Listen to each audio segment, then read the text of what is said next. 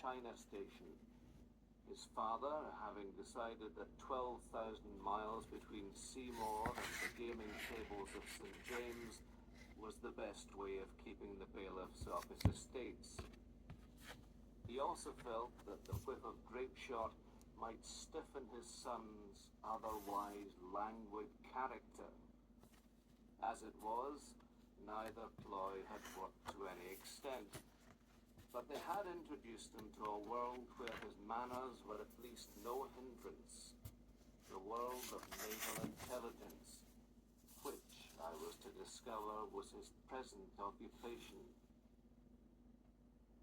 It was when he took me straight from the House of Commons to the Hippodrome for an evening of novel entertainment that I began to wonder if our meeting had been entirely accidental.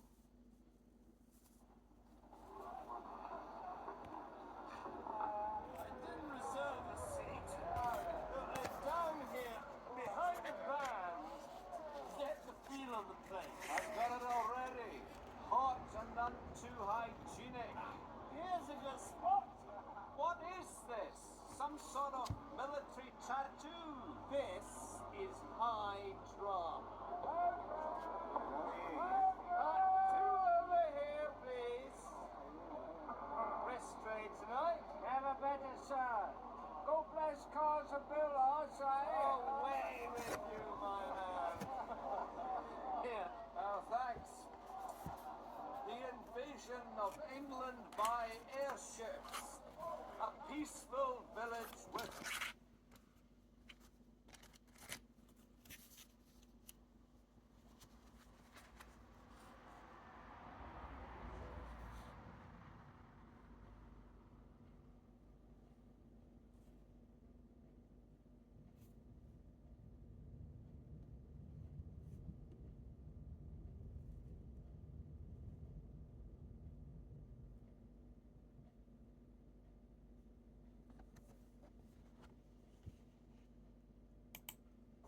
bucolics. It is May Day and the maypole swirls with dancers. Oh, goodbye. You listen to this. Scene 2. Betrayal by a spy and attack from the sky. Good evening, ladies and gentlemen. Betrayal by a spy. Now watch the crowds, man. Just watch them. How do they do that, Seymour? The Zeppelin with wires? Good, isn't it? Now, wait for it.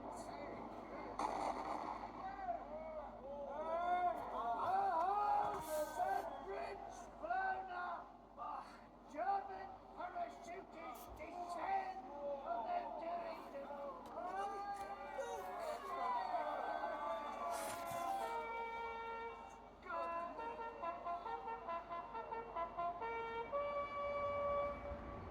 British troops make a timely arrival to rejoice in a great war ensued. It says here, Ally of tyrants and the war ministry. Nightly at the Hippodrome, ordinary men and women feasted on hot pies and the spectacle of simulated war. But the passions behind their cheers and cries were real, unambiguous, and as Seymour had rightly surmised, the property of politicians, or, in 1909, admirals. Ah, Relive, there you are. Now wait now.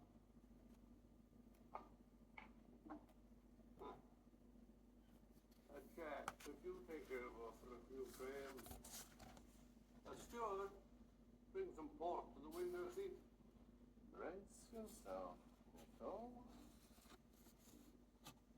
Rear Admiral Waldegrave, may I introduce Lieutenant Commander Nicole Naismith, Royal Naval Reserve. There's no point in having a naval reserve if we don't use it, eh? Sir? Take a seat. Thank you, sir. Thank you, George. Don't let us be disturbed. understand that I'm being called an active service, sir?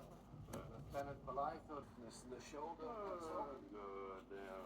We're not asking you to scale the topmast. More a matter of intelligence. Ah, I see. A newspaper man on the books can't do any harm, can it? Name of Sus. Luther Sus. About 6 months ago, German military man found sketching near a dockyard at Chatham, as I recall. Deported under a cloud. I'm supposed to be on holiday. Bicycling, if you please. Said the diplomat yapping. But, sir, I have to tell you, I plan to be married later this year. I'm most reluctant to spend time away from Edinburgh. Married? Yeah, that's polite, though. Get yourself into a decent club. You forget all about them. Women, that is. Eh? One takes a sporting interest, sir. Stick to the ponies. They can kick you in the head, but it's a clean death. Oh, where were we? At this stage in my career, I feel that I You must... didn't come in here through the tradesman's entrance. Make sure you don't leave, right? It's clear we're talking at cross purposes here. It is because you live in Edinburgh that your services would be of most value to us. Ask him about the other fellow. Otto Beckner. Ever heard of him? Can't say I have. What's the connection? Well, there may not be one. But then again, there may. Who is he, sir? Professor of Engineering, University of Hamburg. But in Edinburgh for a year on some official exchange. The students seem to like him. We've got transcripts of his lectures, all good stuff apparently. A spy? Not too soon to say, but we're not happy about him. For one, we can't trace his history back beyond the University of Ulm.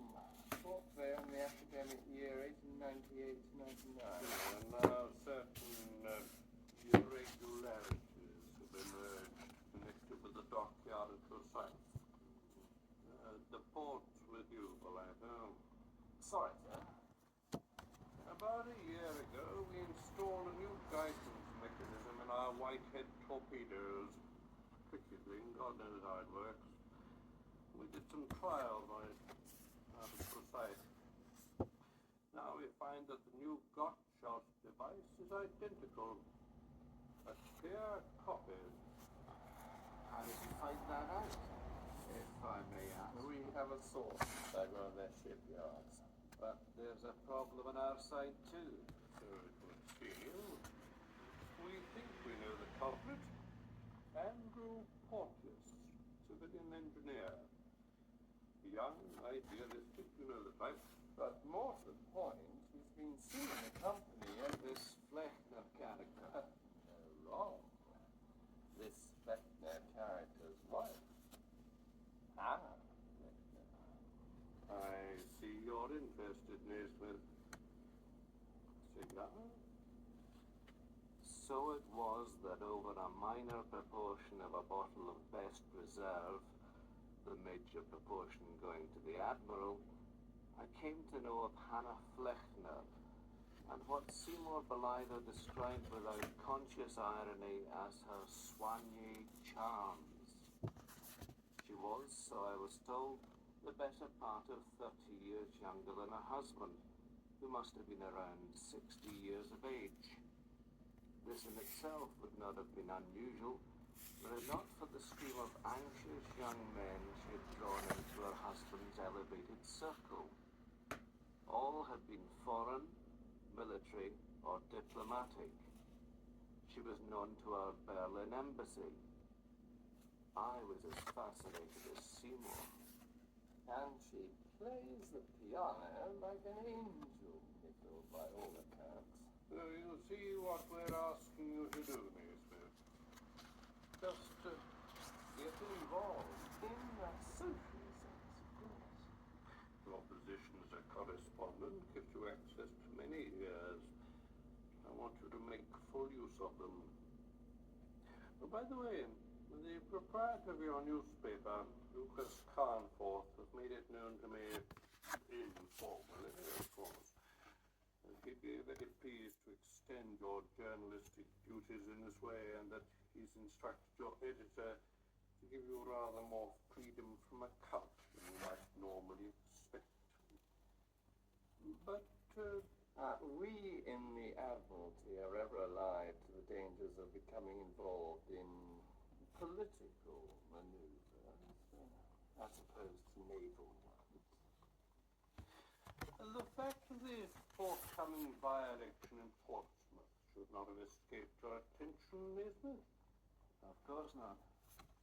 The fact that Lucas Carnforth is about to announce his candidacy might well have. I believe your American colleagues call this a scoop. Thank you. Our pleasure, Nicole. However, you see a dilemma which faces us in what is, after all, a ministry of His Majesty's government. That Lucas Carnforth is a Tory. And therefore, technically at least, in the opposition camp. So you can't afford to be seen tub-thumping on his behalf. And any prospective MP for a Portsmouth constituency would rejoice in tales of a threat from the Germans. Whether it existed or not. We tread a careful line in our small department between truth and the other thing. Whatever it They had a plan. In the second week of May, there was to be a social event of some significance at Dalmeny House, Scottish seat of the Earl of Rosebery, occasioned by the forthcoming marriage of his daughter. The social basis of the celebration ball had been widened, at the suggestion of Lord Fisher, to include many officers of the Northern Fleet, then preparing for summer manoeuvres out of the Forth, and also to include myself, my fiancée Cora, Seymour Belitho, and the suspect, Andrew Porteous. On the day, a midsummer sun lingered until late evening, when lanterns were lit throughout the exquisite parkland down to the white beach bordering the Forth estuary. Inflamed somewhat by champagne, the orchestra rose to the requirements of young love, high spirits, and counterintelligence. Nickel, free me from his clutches, please. She dances, Nickel.